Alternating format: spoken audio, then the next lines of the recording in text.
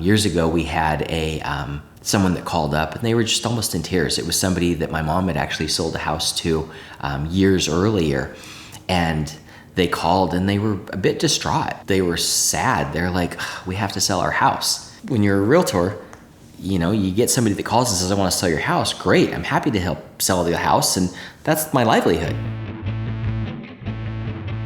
And I remember my mom taking a step back, and she knew they were sad. She could hear it. And she's like, well, what's wrong? What's wrong with the house? Nothing's wrong with the house. Well, what's wrong with this? What's going on?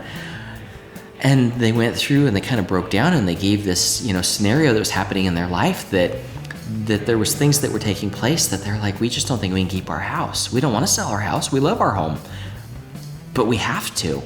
And I remember her stepping backward and saying, well, let's talk through that. And the easy answer is, I'm on my way. Let's put that thing on the market. Let's list it.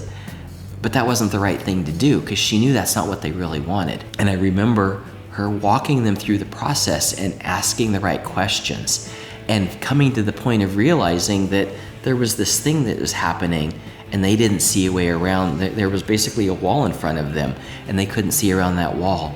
And by picking up the phone and calling their trusted real estate advisor, my mom, and saying, here's what's going on, and my mom being able to have that moment of saying, let's step away from this wall a little bit and let's look and see if there's a door. Let's see if there's another option.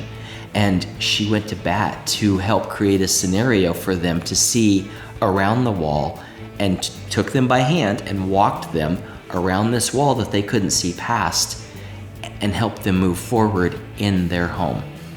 They, to my knowledge, are still in that house to this day because it was their dream. They didn't want to leave it. And that's probably been 15 plus years ago that this happened. But you know what did happen? She continued to re-solidify that trusted advisor position and that relationship with them. And every person that they ever came across that said, I need to sell a house, or I want to buy a house, there was only one name they gave.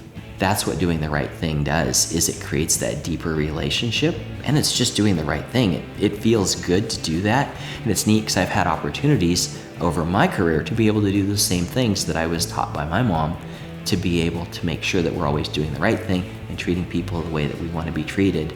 And it's not always about a quick sale. It's about the long game.